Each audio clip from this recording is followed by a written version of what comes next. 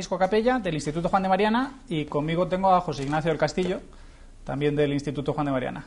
Y hoy vamos a hablar, en una especie de diálogo, debate, más o menos informal, sobre toda la crisis financiera, económica actual, pero más que dar detalles y números concretos, intentaré entender un poco la teoría que subyace todo lo que está pasando, ¿no? Entonces vamos a tratar a grandes rasgos conceptos como liquidez, dinero, crédito y banca, y a ver qué tiene que ver con todo lo que está pasando. Cuéntanos.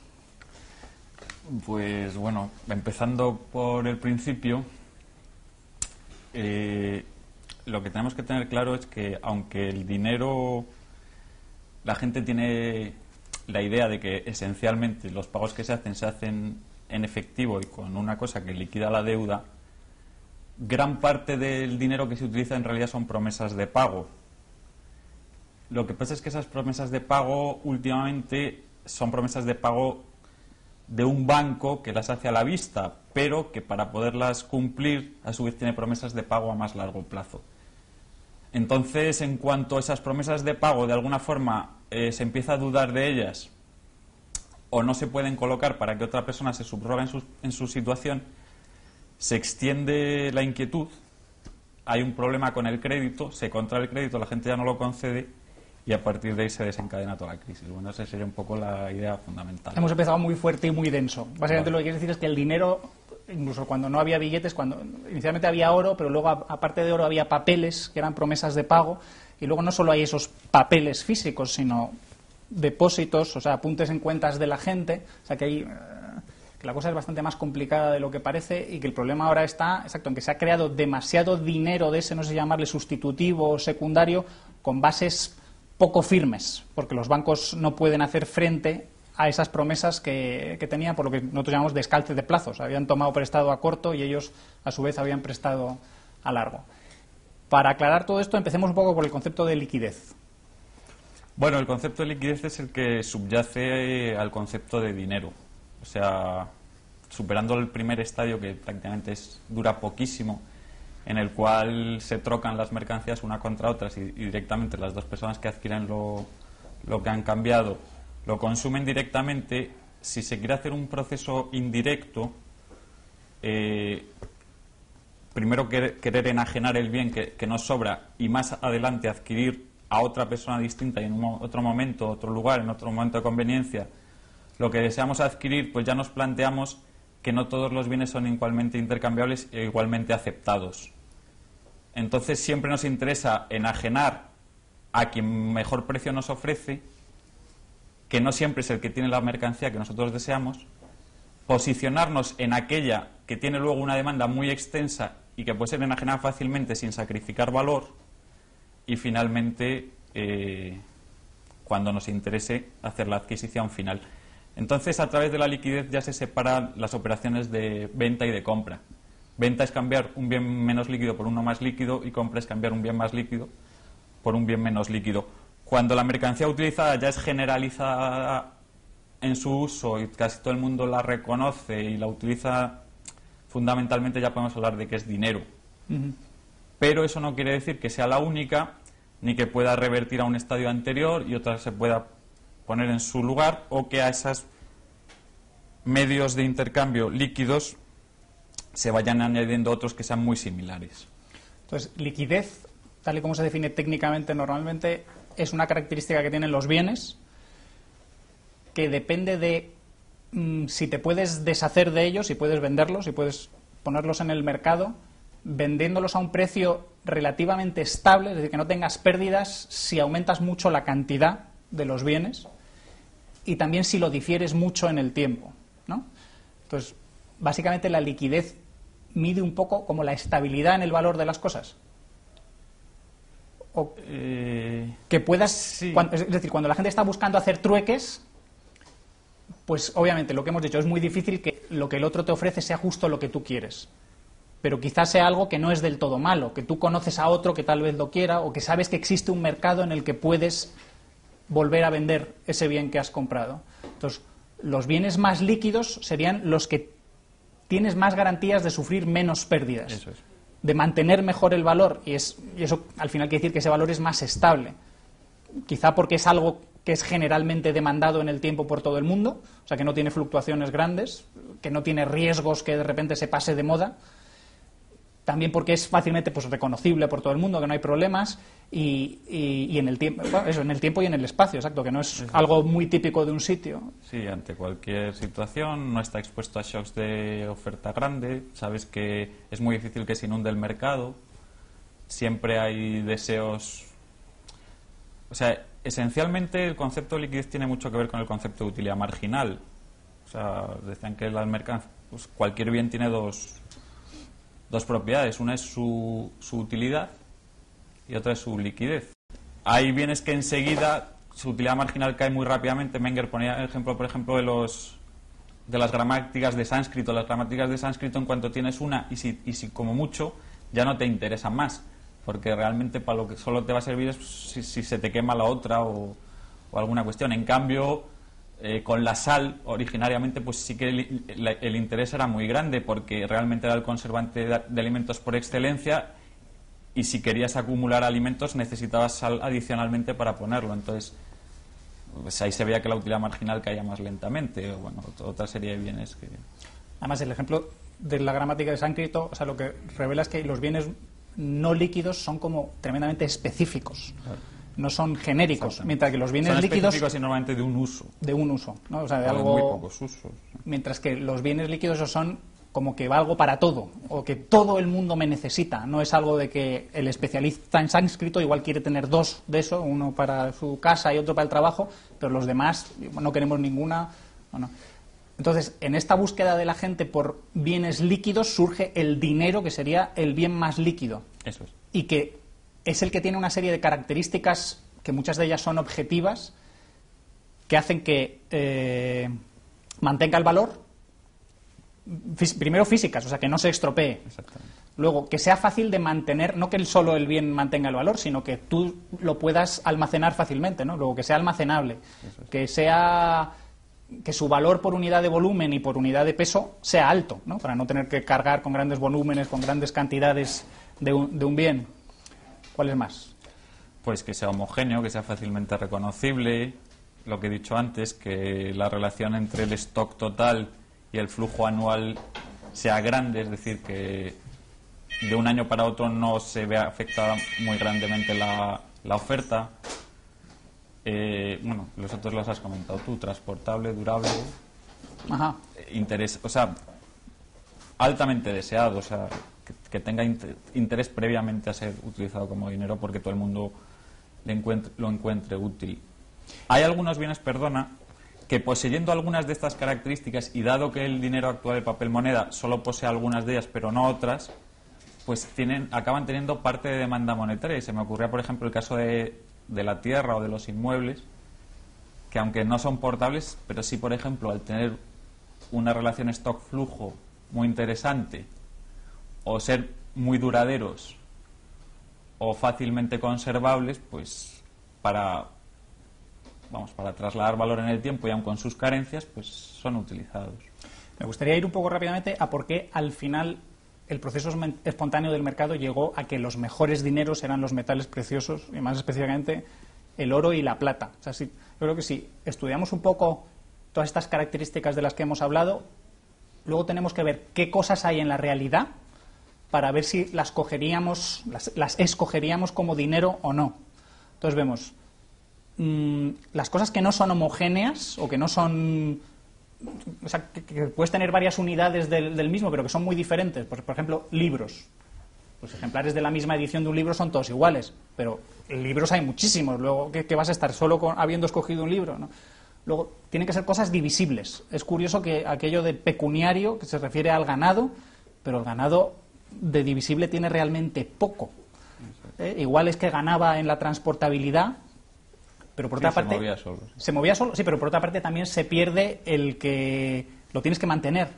Es decir, al ser algo orgánico, todas las cosas que sean orgánicas, por una parte se mantienen solas, pero si tú quieres preservarlas como tuyas, tienes que hacer algo: cercarlas, darles de comer, cuidar su salud, que no haya infecciones, que no se te mueran todos. O sea, que es curioso cómo hubo un proceso histórico de prueba y se han ido usando distintas cosas, pero al final venció el oro, porque es un poco la sustancia, la cosa que hay en la realidad que tiene todas las características de la liquidez en mayor grado. Por ejemplo, en el caso de la divisibilidad, hasta el siglo pasado era muy difícil conseguir monedas pequeñas. Claro, sin coste y toda esta historia. Y entonces se utilizaba la plata para las transacciones pequeñas. Claro, tenías el problema del bimetalismo. También hay que pensar, el oro tiene esas características si ya tienes una tecnología avanzada, una cierta metalurgia. Y eso, digamos, en los orígenes de la humanidad no se tenía. Por eso supongo que hay tantos pueblos que usaban pues cosas como semillas o conchas. Algunos pensadores hablan de cosas coleccionables y sobre todo que se pudieran contar, eso, que fueran muy homogéneas, fácilmente repetibles y fácilmente contables, para tener claro cuánto estabas pagando al otro o qué era lo que te debían. Entonces, al final tenemos el oro como medio de intercambio, pero de alguna manera, además del oro, se empiezan a usar papeles, o sea, documentos. ¿Esos documentos qué son? Se discute qué es lo que son, hay dos interpretaciones alternativas.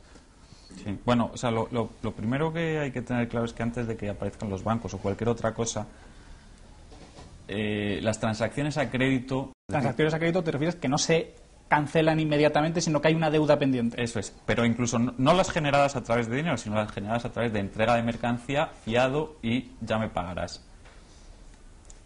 Entonces, a partir de que esas promesas de pago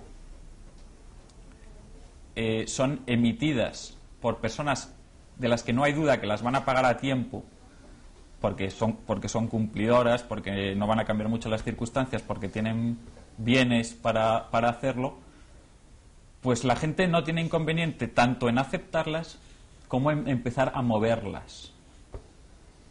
Hay gente que no las reconoce y busca que la promesa de pago sea del tío más conocido de la localidad. Normalmente el tendero, normalmente el orfebre, normalmente una persona que tiene grandes riquezas o que conoce quién paga y quién no paga. Y ahí, a partir de ahí es cuando empezamos a hablar de esos otros instrumentos. También hay que tener en cuenta que precisamente porque las promesas de pago empiezan a circular con mucha habitualidad en la economía, se llega a la situación de que, llegados los vencimientos, promesas de pago se acaban cumpliendo con promesas de pago de la otra persona. Con lo que se cancelan deudas. Exactamente, con lo que ni siquiera aparece el oro en todo el proceso. Pues es lo típico de Gabriel me debe a mí un dinero por haber dado una charla, yo a él le debo un dinero por la cena de la libertad, pues llegaba un momento, pues ni se mueve el dinero ni nada, quedan canceladas las deudas y ha habido transacciones. O sea, que se economiza el dinero, que no hace falta pensar que en todas las transacciones monetarias se está intercambiando ya el bien o el servicio e inmediatamente se entrega el dinero, sino que la gente puede pensar, oye, en este momento no dispongo del dinero, o por comodidad, si sé que tú me vas a deber algo a mí, vamos a dejarlo pendiente y compensamos o cancelamos en el futuro esas deudas. Y simplemente por seguridad, en el momento en que se realiza cada intercambio, generamos una promesa de pago. O sea, lo que diga es que ya has entrado en una de las dos interpretaciones que hay de los papeles, que es la que tú propones, que a mí me parece muy creíble. Pero hay la otra, que si eran certificados, que si también eran certificados de depósito, que la gente tenía su oro, por la razón que sea, que tenía miedo de guardarlo en casa o confiaba más en el banquero o en un orfebre, lo depositaba con ellos. Y claro, pues igual que cuando dejas un abrigo en un ropero, pues te dan un certificado de que tú has dejado algo ahí. Sí, se mezclan las dos, vamos a ver, se mezclan las dos circunstancias. Al final la promesa de pago que más reconoce la gente y más se acepta es la del orfebre. Y normalmente esas se obtenían porque los comerciantes que iban a las ferias depositaban ahí sus monedas, pero además, pues en el momento en que recibían promesas de pago y sabían que las iban a cobrar cuando se acabasen las transacciones en la feria, pues acaban acudiendo a esa persona para que de alguna forma les dé poder de comprar entre tanto. Entonces, quiero decir que se mezclan un poco, pero a lo que yo iba antes es que esos papeles, esas promesas, al final son facturas pendientes de pago nacidas en transacciones comerciales. Es lo más normal que sea. Y esas facturas pendientes de pago nacidas en transacciones comerciales son las que la persona que más dinero tiene compra y a su vez entrega una promesa de pago, que son las que luego, que esas promesas de pago normalmente, y ese puede ser un peligro, pueden tener la misma apariencia que un certificado, etcétera. Estas promesas de pago, por ver otra vez lo que pasa, que es un poco curioso, porque parece que el sistema converge hacia el oro y luego como que rebota y vuelve atrás. Yo lo suelo expresar así. O sea, primero hay una especie de competencia entre los bienes para ver cuál es el más líquido, gana el oro, pero luego los comerciantes descubren, en el proceso que hay de transmitir los bienes de los productores a los consumidores finales, eso, que no necesitan estar pagando constantemente con oro, sino que se pagan entre sí con pagarés, con promesas de pago. Todo esto que se dice que es tan horrible, de que te paguen a 30, 60, 90 días porque te asfixia, pues es la cosa más normal del mundo, ¿no? Como que siempre se ha hecho así. Dices, déjame que ya cuando lo venda te pagaré. Entonces, cuando estos documentos de deuda, cuando estas promesas de pago se monetizan, se puede decir que se está monetizando la deuda, pero también se puede decir que se está monetizando esos bienes que son muy líquidos porque están ya a punto de llegar al mercado o en el mercado y tienen muchísima demanda y uno está seguro de que los va a vender en esos 90 días. Entonces se están monetizando al menos parcialmente esos bienes, porque ya no se está usando solo el oro como dinero, sino que estos bienes, que tienen también algún rasgo monetario, también entran en el juego. Claro, esencialmente esa acaba siendo la clave. Por eso no todas las promesas de pago son iguales, porque no todas son al mismo vencimiento, no todas tienen las mismas garantías. Por eso no se puede dar crédito a todo el mundo y por eso tiene una diferencia grande lo que es el crédito comercial que el crédito industrial. Claro, o sea, el banquero un poco hace de experto en crédito en el sentido de que sabe quién es fiable, ¿no? O sea, conoce a los comerciantes, sabe el éxito previo que han tenido, sabe que no son estafadores, me imagino que inspecciona de alguna manera que esas mercancías están ahí, que son pues eso, las mercancías normales, que no es algo que sea muy arriesgado, muy novedoso, que se pueda pasar de moda, y es el que ofrece las garantías. Pero a lo que iba, por otro lado, es que hay mucha gente, porque aquí ya vamos a entrar en el debate de la reserva fraccionaria, un poco en la visión austríaca más purista, es que pueden llegar a insistir, como la definición de dinero se suele decir, como el dinero es el medio general de intercambio, porque todo lo demás quizá no se acepte generalmente. Yo cuando tenía estas discusiones pues contigo y con Rayo me acuerdo que decía, bueno, pero el oro es el único medio que acepta todo el mundo y todas estas promesas de pago son como dineros especializados que aceptan los banqueros y los comerciantes, pero que tú no le puedes pagar a una persona normal, a uno de nosotros, dices, oye, te debo esto, te lo voy a pagar con esta letra o con este pagaré, y dices, pues normalmente la gente se echaría atrás. Pero aunque no lo acepte todo el mundo, el hecho de que lo acepten muchos y curiosamente los especialistas en comercio, que son un papel fundamental en la economía, ya le da cierta característica monetaria a todo. Sí, además hay que tener en cuenta que gran parte de las transacciones de la economía se llevan a cabo en esos niveles, o sea que quizá nosotros solo vemos las últimas, porque cada uno produce lo suyo y es especialista y solo conoce eso, pero no conoce el resto de la economía, que es gigantesca, que solo la conoce, digamos, en la superficie o en la última capa como consumidor. Quien trabajase en una cámara de compensación bancaria pues se daría cuenta de que la cantidad de pagos y cobros que se realizan en un día y el poco dinero que se mueve, pues... Dinero, te refieres al básico, el dinero final, que al final no se mueve, sino que espera que todo se compense y solo se mueve cuando hace falta saldar algún tipo de deuda neta, pero no está moviéndose constantemente de aquí para allá para y hay saldarlo veces todo. que ni siquiera se mueve, sino que la persona que es acreedora pues acepta quedarse con esa deuda durante un tiempo y es el interbancario. Uh-huh. Vamos ya un poco al tema de la banca, el crédito, la reserva fraccionaria, el descalce de plazos. ¿Cómo ves todo esto? Una cosa que me interesa, hay mucha gente que dice que si el descalce de plazos, es decir, el tomar prestado a corto y el prestar a largo, es equivalente o es lo mismo que la reserva fraccionaria. Por reserva fraccionaria entendiendo que tú has tomado depósitos a la vista, es decir, que tienes que devolver en cualquier momento y no tienes el 100% de esos depósitos a la vista, entonces solo tienes una fracción. ¿Tú crees que es lo mismo? Yo lo veo como diferente y de hecho me imagino casos en que puede haber una cosa sin la otra. Bueno, yo creo que hay dos cosas, dos consideraciones, una consideración jurídica y una consideración de capacidad de pago y de liquidez. Entonces, jurídicamente, pues ya es la cuestión de si eso no, si están bien definidos los derechos de propiedad en cada momento, si la persona tiene claro quién tiene el poder de disposición sobre una cosa o sobre la otra. Pero yo ahí no entraría en lo que me gustaría entrar más, porque creo que ese tema está muy tratado y además la gente puede reflexionar sobre él porque es una cuestión que cada uno tendrá su opinión. es en la cuestión de si eso afecta a los precios relativos, y si es necesario, pone en duda los pagos de las deudas, y si es necesario liquidaciones masivas. Durante un tiempo incrementa la demanda y durante otro tiempo restringe la demanda, ¿no? La cuestión es del ciclo, ¿no? Y creo que esa es sobre la que más hay que reflexionar. La primera es, ¿tú realmente crees que no tendría ningún tipo de influencia sobre los precios que se usen estos medios de pago alternativos? Sí pueden tener influencia sobre los precios, pero no son influencias en forma de burbuja y explosión. Totalmente es decir, es una forma de facilitar los pagos, no necesitar eso, pero no es una cuestión de que durante un tiempo se expande la demanda, luego hace falta liquidar masivamente, no. Es una cuestión de, pues aparte del bien más líquido, muchísimos otros bienes muy líquidos se están utilizando en los toques, y se está llevando a cabo lo que decía Sei, la producción se compra con producción. Pero la cuestión es, la producción presente se compra con producción presente. Hay gente que es que oye la palabra inflación y ya le parece aquello como inaceptable, pero habría que ver cómo lo definimos. No nos vamos a quedar en la definición superficial de simplemente del nivel general de precios, sino gente que produce dinero. El dinero, al ser un bien, alguien lo tiene que producir. Es decir, no es algo que existe sin más. Luego, habrá que... a ti igual te interesa menos en los aspectos jurídicos, a mí son los que más me interesan.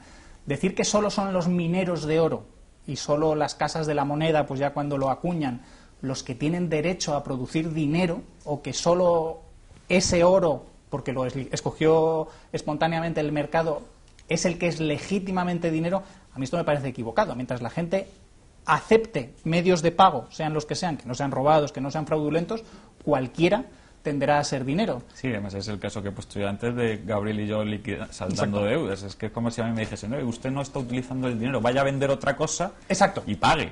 Y el Gabriel lo mismo, venda usted otra cosa y le pague. Pero entonces te van a acusar.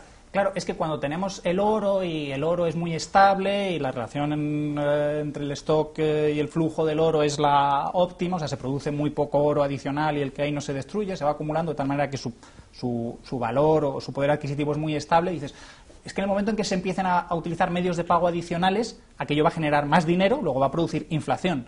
Yo les diría, sí, pero ¿y qué? Es una inflación, exacto, no cíclica, sino que pasas a un nuevo sistema con más medios de pago. Yo no lo llamaría inflación porque inflación para mí, o sea, y creo que tiene la connotación de envilecimiento de la moneda, o de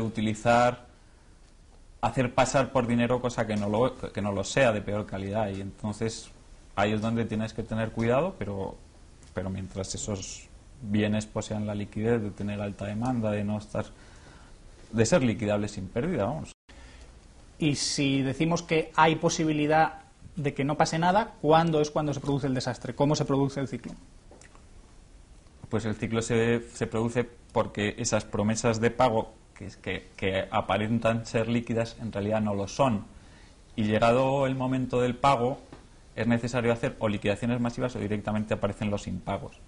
Entonces, durante una época, vamos a ver si me explico, la demanda está superando a la oferta porque se está comprando con producción futura, con promesas de producción futura. Correcto. Con promesas de producción futura, entonces la gente está muy contenta porque dice, bueno, he vendido. En el momento incluso que esa promesa de producción futura la quiero convertir en presente, siempre hay alguien que lo acepta, y hay un determinado momento en que la gente que está emitiendo promesas de producción futura llega al límite. Además, eso ha estado distorsionando todos los precios. Vamos a ver, ha estado distorsionando todos los precios de los bienes que esas promesas de producción futura han estado comprando. Correcto. Porque les han estado... Es decir, para hablar muy claramente, se están vendiendo muchos coches a crédito, se están comprando muchas casas a crédito. ¿Con qué se está pagando? No con producción futura, sino con promesas de producción de, bueno, ya pagaré con los sueldos que gane dentro de 20 años, dentro de 30 años, dentro de 40 años.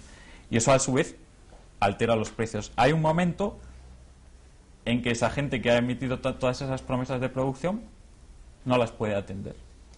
Por lo que sea. O sea, en este caso ha sido la subprime, pero en otro caso puede ser pues de determinadas empresas de estas .com que que han tenido muchos bonos y no los pagan y hay bancos que los tienen, por lo que sea. Y entonces, a partir de ahí, pues ya se empiezan a no aceptar, se empieza a mirar mucho más las promesas las promesas de pago. Primero, la gente que está al límite ya deja de pagar, o sea, de comprar con la alegría con lo que estaba haciendo. Dice, joder, si estoy en situación que puedo llegar a impagar y que me quiten mis bienes o cualquier otra cosa, voy a dejar de hacerlo. Los bancos, que al final son los que transforman esas promesas de pago en otras promesas de pago más presentes y como con más garantía, a su vez se ven presionados, porque si ellos no las cobran, no pueden atender. Entonces la gente comienza a desconfiar de los bancos y eso hace que se hunda la demanda y que se hundan los precios. Hay gente que tiene que liquidar masivamente para atender pagos, que han desaparecido su demanda, desconfía y al final, muchas de tus promesas de pago dependen de que a ti te paguen. Lo que está pasando ahora, que de repente alguien deja de pagar y toda la cadena, todo el chiringuito se desmonta. O sea, lo que pasa es que se está construyendo un sistema que crece de forma, no sé llamarla exponencial, pero que de repente crece anormalmente deprisa, o sea, hay un boom, pero que es totalmente insostenible, porque es irreal, exacto, es ficticio, es algo que estás confiando en ya te pagaré, todo el mundo se está endeudando, no hemos hablado para nada de apalancamiento, conviene que ahora hablemos de eso, cómo las empresas se apalancan, cómo se financian, los riesgos del apalancamiento, y de que al ser el sistema inestable, es importante lo que dices, es que basta cualquier cosa relativamente pequeña para tumbarlo abajo. Entonces, todas estas burbujas especulativas son una carrera igual, me imagino la psicología de la gente ahí, lo que me estoy perdiendo. Todo el mundo se está comprando un cochazo, todo el mundo se está comprando una casa. Si es muy barato endeudarse porque los tipos de interés están bajísimos, yo me voy a animar también. Cuando ya la gente se apalanca para invertir en bolsa, pues yo voy a entrar también porque esto es un chollo. La gente, los que saben un poco de economía deberían sospechar. Aquí todos nos estamos haciendo ricos sin nada. O sea, sin esfuerzo, sin producción real, solo realizando apuestas sobre el futuro, especulando. No suena aquello como muy sostenible. Sí, hombre, tú has dicho que basta una cosa. Realmente, para que haya una cosa como esta, hacen falta a lo mejor 30 años. Normalmente cada 7-8 años, de entre 7 y 11 años, pero bueno, tampoco es una cosa automática, pero bueno, más o menos ese es el periodo, suele haber una cierta desconfianza y una cierta liquidación, pero siempre se acaba parando mucho más arriba de donde inicialmente se puso en marcha. Pero normalmente a la cuarta o a la quinta, pues ya se ha acumulado tanta deuda y se depende tanto de los pagos de los otros y la gente ha llegado, como si dijésemos, al final la gente llega al límite del endeudamiento y al límite de la iliquidez. Y entonces en ese caso sí que ya, en cuanto a uno lo hace, ya es muy difícil que el impago de uno no afecte a otros y haya una carrera, ¿no? Una cosa que habría que aclarar y que creo que tenemos que comentar es que dices, unos están llegando al límite de endeudamiento, pero eso es porque otros les están prestando. Es decir, por cada deudor hay un acreedor. Luego, ¿qué está pasando? Parece que unos se están endeudando muchísimo, los acreedores de momento les siguen dando crédito, pero llega un momento que son un poco los acreedores los que ponen el freno. Tú no prestas igual a alguien que no tiene deudas que a alguien que está endeudado hasta las cejas, ¿no? O sea, me imagino que es un poco eso también, que los que están financiando todo esto, que ahora se dice que se han sido los chinos o los países árabes, llega un momento que dicen, esto es arriesgadísimo, no podemos seguir jugando a este juego porque podemos perderlo todo. Sí, o sea, primero, casi todo el mundo es acreedor y deudor a la vez. Todas las personas que sean acreedoras sean personas que directamente han prestado dinero. Es muy normal el ser acreedor comercial. Es decir, yo he entregado mercancía o yo he entregado cosas o yo he entregado mi trabajo y ya me pagará el empresario. O sea, hay una gran parte de crédito que surge así. Y también, aunque no seamos conscientes, todo nuestro dinero en el banco, nosotros somos acreedores del banco. Aquí está la discusión de si realmente lo que hemos hecho en el banco es un depósito que no debería tocar, pero que efectivamente por la ley actual lo sepamos o no, le estamos haciendo un préstamo sin plazo que podemos retirar en cualquier momento, pero que es un préstamo. Entonces, que a la vez el banco va a prestar. En el momento en que una empresa dice, yo a este cliente ya no le fío porque este tío no está vendiendo lo que tiene y además los clientes que tenían cartera son todos morosos y tal, pues se cierra. Y en el momento en que hay gente que dice yo de este banco ya saco el dinero o yo de este país lo saco, pues esa es la forma en que los acreedores se manifiestan, ¿no? O sea, tenemos que ir más allá. ¿Todo esto crees que puede pasar en una sociedad, en un mercado libre, donde se respeten los derechos de propiedad y se cumplan los contratos, la gente pacte voluntariamente lo que quiera y luego se obligue a cumplir esos contratos? Si puede pasar, con qué intensidad, qué tiene que ver el Banco Central, qué tiene que ver la intervención estatal con todo esto. Porque, curiosamente, hasta ahora no hemos hablado para nada de los famosos tipos de interés, que son los que tienen que entrar en la teoría austríaca cuando se explica en la forma más ortodoxa. Hombre, evidentemente puede ocurrir sin Estado y sin Banco Central, en el aspecto que tú puedes conceder el crédito a un tío que no te paga. Pero ¿tú crees que eso puede pasar de forma masiva? Ahora, es decir, que en un sistema donde los bancos compitan por ofrecer garantías, que todos pringuen, o sea, que todos sean engañados sistemáticamente, Ahora, que se arriesguen tanto en la competencia, que todos, digamos, pierdan el balance, que todos deterioren sus balances tanto que estén, eso, cerca de quebrar todos a la vez? O sea, lo que yo creo es que los impagos probablemente, como no se concede, la gente vigilaría mucho más el crédito a quien se le concede, pues los impagos se cortarían mucho antes y la cosa no llegaría tanto, pues es evidente. O sea, gran parte del problema aquí que tienes es que, quieras o no, tú sabes que siempre vas a ver a alguien al que tú le coloques esa deuda, porque de una forma u otra pues tú la puedes redescontar en el sistema bancario indirectamente en el Banco Central, siempre pueden llegar pues avalistas de última instancia, etcétera, pero entonces, o sea, lo que quiero decir es que el fenómeno de impagos por crédito, por dar mal crédito, pues es una cosa de mal. Y la persona que acaba quebrando ella, pues porque vive por encima de sus posibilidades y porque emite más promesas de pago en las que debería, es un fenómeno que puede existir. A corto plazo es muy difícil que exista, a largo plazo es más fácil. O sea, es más fácil que granjeros pidan hipotecas con sus tierras y luego tengan malas cosechas. Y sobre todo o sea, con un volumen gigantesco y en estas condiciones, pues sí que efectivamente necesitas otra serie de cuestiones. Entonces, ¿cuál es el papel del Banco Central en varias cosas? Determinación del tipo de interés y apoyo a los bancos como prestamista de última instancia. ¿Cómo contribuye a que todo esto suceda? Bueno, es que por eso habría que hacer toda una teoría del Banco Central, porque de cómo surge y que se le ha pedido históricamente. Y pues vamos brevemente. Claro, pues es que es largo. O sea, lo que a mí me gustaría es intentar un poco desmitificar la historia del Banco Central. O sea, el Banco Central no es más ni es menos que el banco de los bancos y el banco del gobierno. Entonces, todo lo que sea verdad con respecto a un banco, respecto de personas y empresas, es lo mismo respecto el Banco Central respecto de los bancos y respecto del gobierno. Pero con la diferencia que el Banco Central tiene un monopolio de emisión, tiene todo tipo de privilegios. Sí, pero con el Banco Central, digamos, no puede quebrar, en teoría, mientras que los bancos privados... Sí, pero lo que quiero decir es cuándo un banco central lo está haciendo bien, cuándo un banco central lo está haciendo mal, cuándo se está poniendo en mala situación y cuándo no se está haciendo. Y luego cómo se sale del tema.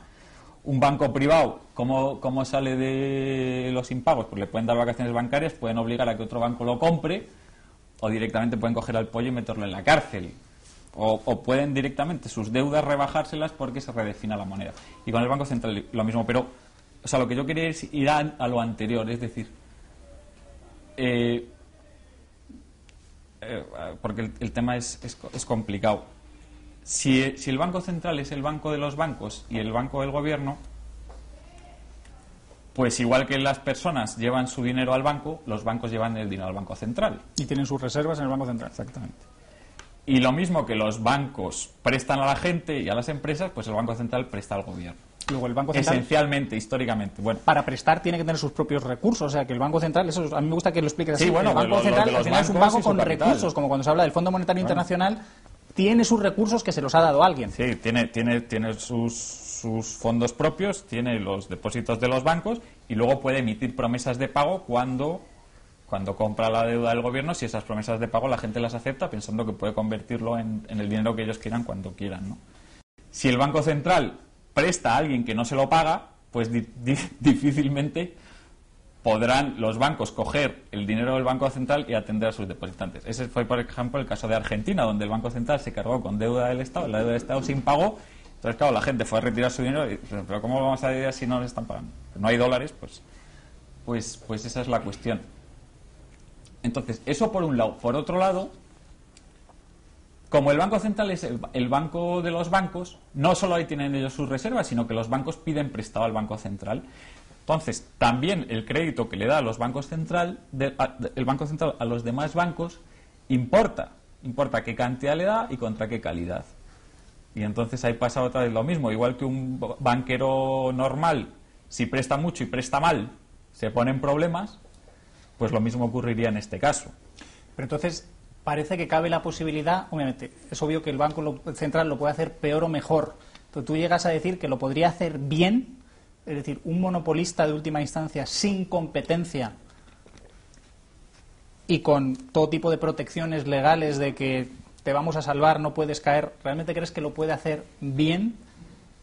Porque en un sistema de banca libre, donde cada banco pudiera emitir sus propios billetes, sus propias promesas de pago, ves que cada uno se lo está jugando, está teniendo que participar en ese proceso en competencia con los demás, ninguno tiene garantías de acertar, de no fallar, pero ese proceso de competencia mutua supongo que va eliminando a los malos y fortaleciendo a los que lo hacen bien. Entonces, ¿a qué tipo de interés se presta? Porque ya estamos hablando mucho de calidad exacto, hay que fijarse en el colateral, a quién le estás prestando y qué garantías tiene de que te lo va a volver a pagar, que tenga unos flujos de caja futuros para devolverte esa deuda. Pero no estamos hablando nada del tipo de interés. Y curiosamente es una de las cantidades que fija el Banco Central. No todos los tipos de interés, obviamente, pero sí fija el tipo de interés al que presta a los demás, a los bancos, a través de la ventanilla de descuento. Y además no solo hace eso, sino luego que hacen todas las operaciones de mercado abierto, de comprar y vender títulos del Tesoro. ¿Realmente crees que lo pueden hacer bien estando solos? O sea, sin un proceso de competencia que elimine a los malos. No, es que yo estaba pensando en el Banco Central con su función, no en el tema de que se le dé el monopolio, no, sino simplemente, es decir, si tú obligas a los demás bancos a realmente tener allí sus reservas, a no poder hacer otra cosa, al estar, pues no, estaba pensando simplemente, pues como los bancos locales que tuviesen un banco grande donde tuviesen ahí sus dineros. La central. Sí, entonces, pues que históricamente el Banco de Inglaterra en parte surge así.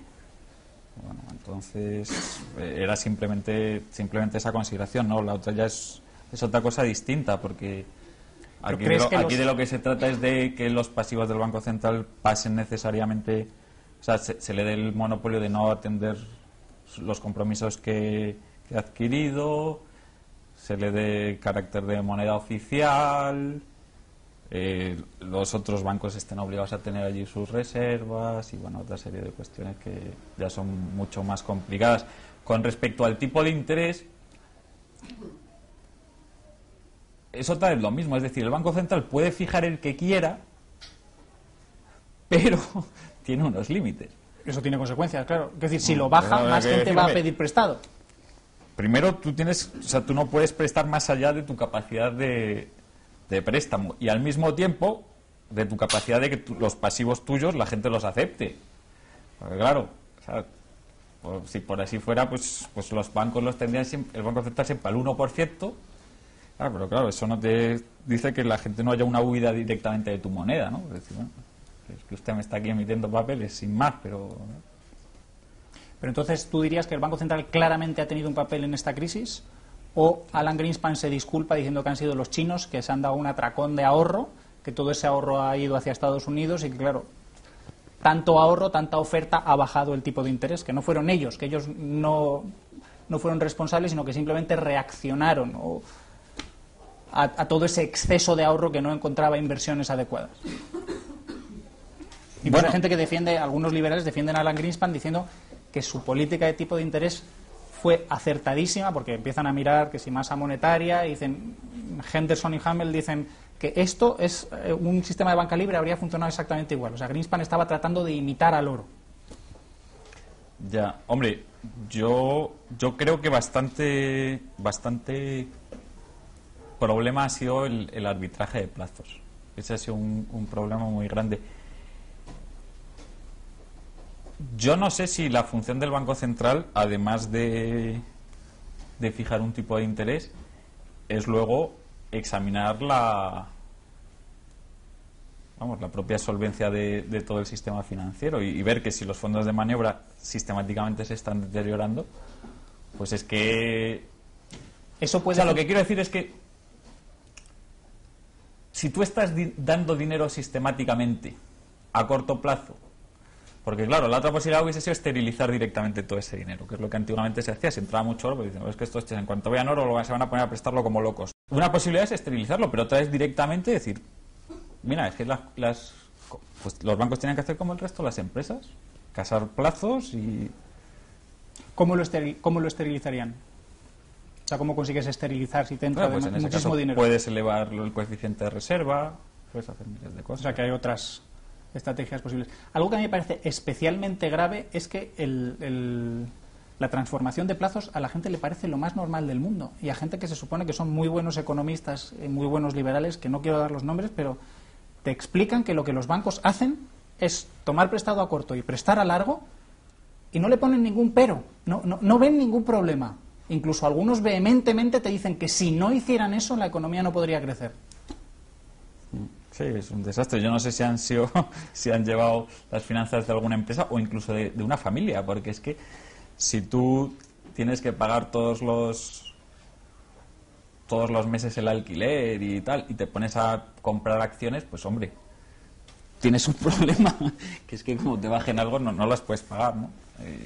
Eso es simplemente por ponerte un ejemplo. Entonces, yo creo que cualquier persona que sabe gestionar tesorería y tal, se da cuenta que tú tienes que tener los plazos casados, incluso tienes que tener un colchón por si tienes impago. Obviamente el descalce de plazos se hace porque a la gente le interesa, cuando ves la curva de tipos de interés en función del tiempo, es más barato pedir prestado a corto, por un plazo corto, que pedir prestado a largo, ¿no? Es decir, si quieres embarcarte en un proyecto a largo plazo, a 20, 30 años, te sale mucho más caro en el tipo de interés que tienes que pagar que si dices, uy, no, solo pido prestado a un año y ya lo iré renovando.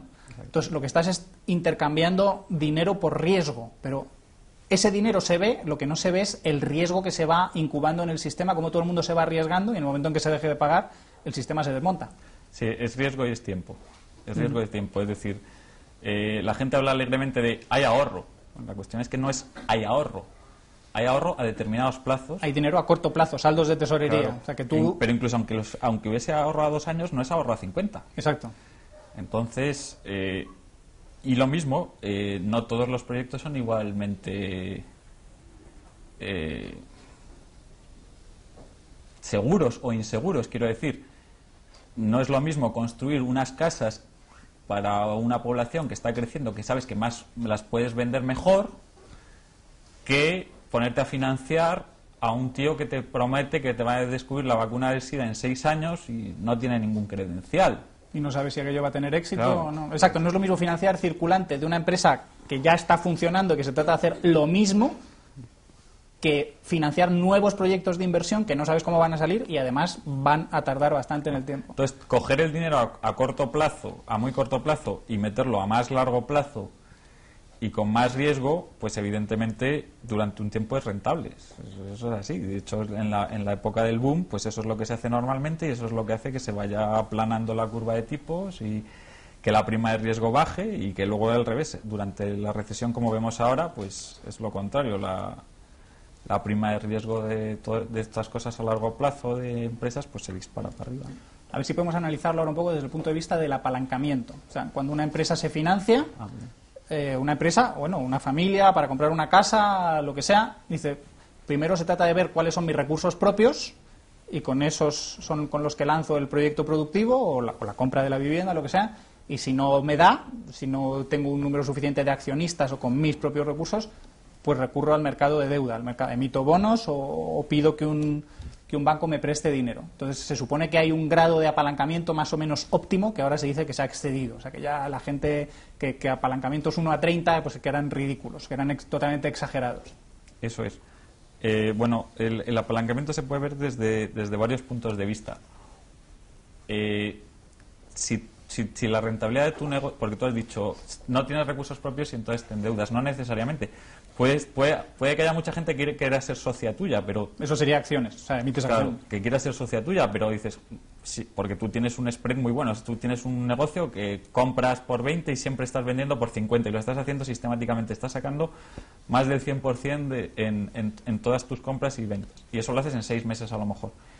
A ti no te interesa asociarte con nadie, porque sería al revés. Si tú quieres pero tú quieres ampliar tu capacidad y no te interesa repartir, pues lo que te interesa es endeudarte. Entonces eso es apalancarte. ¿Por qué? Porque el coste de la financiación es mucho más barato. Claro.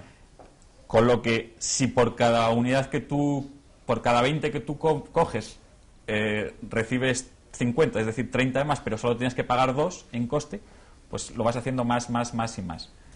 Entonces, evidentemente, cuando ese spread entre la rentabilidad de los activos y el coste financiero es favorable a la rentabilidad de los activos, pues las empresas tienen tendencia a apalancarse. ¿Qué ocurre? Que ese spread puede revertir, y en el momento en que reviertes, pues no es que dejes de ganar, es que además todo lo que ganas se lo tienes que dar a la persona que te ha prestado. Por eso haces una carrera por devolver toda la deuda que se pueda, etcétera, etcétera. Y con respecto a la proporción fondos propios apalancamiento, se ve muy claramente en el aspecto en que en el momento en que tú tienes pérdidas, si tú tienes muy poco capital, enseguida ha desaparecido todo tu capital. Pues basta con que todos sus activos dejen de valer un 8%, lo cual pues ya no quiere decir que haya un 8% de personas que no paguen, sino simplemente que los bonos que tienen que llegar a un 8% Se devalúan. Suba la prima de riesgo, la preferencia temporal, lo que quieras, desaparece todo su capital. Y en el momento en que desaparece todo su capital, pues ya saben, o sea, todos los acreedores saben que los siguientes en perder dinero son ellos. Y está quebrado el banco. Claro, entonces ya la carrera por sacar cuanto antes, pues es evidente. Y entonces la solución a la crisis actual es fácil. ¿Hay alguna solución? Me parece curioso que economistas que entienden de finanzas, unos aseguran que va a haber una inflación espectacular, otros como Fekete dicen que lo que hay es un riesgo de deflación gravísimo porque el multiplicador monetario ha dejado de funcionar y está en inversa. ¿Se puede saber más o menos qué es lo que va a pasar? ¿Qué se puede hacer? Bueno, sobre la solución a la crisis, cada persona querrá tener una. Quiero decir, si tú eres una persona que has estado vendiendo mucho y que a crédito y que ahora has dejado de vender, pues lo que quieres es que las cosas vuelvan a estar como antes. Si tú estás muy endeudado, lo que te interesa es que te quiten esa deuda. O sea, que la moneda deje de valer y... Crear inflación. Exactamente, entonces no tengas ningún problema en devolver. Entonces hay mucha gente que las soluciones que aboga son por esas. Es una forma de decir, ¿cómo se desaparece la crisis? Pues nos libramos de nuestras deudas. O sea, impagar de una manera u otra. Sí, y además, pues lo que antes nos venía comprando a crédito la gente, pues que ahora nos lo compra a crédito el Estado. Pero aquí lo que parece es que la gente no quiere asumir las pérdidas, sino siempre transferírselas a otros. Porque al final, pérdidas, a verlas, haylas. Hombre, Luego, por mucho que digas que estás pagando la deuda, tú la estás pagando, pero que estás recibiendo ese dinero diluido, le han quitado valor. Claro. No, pero lo que quiere decir que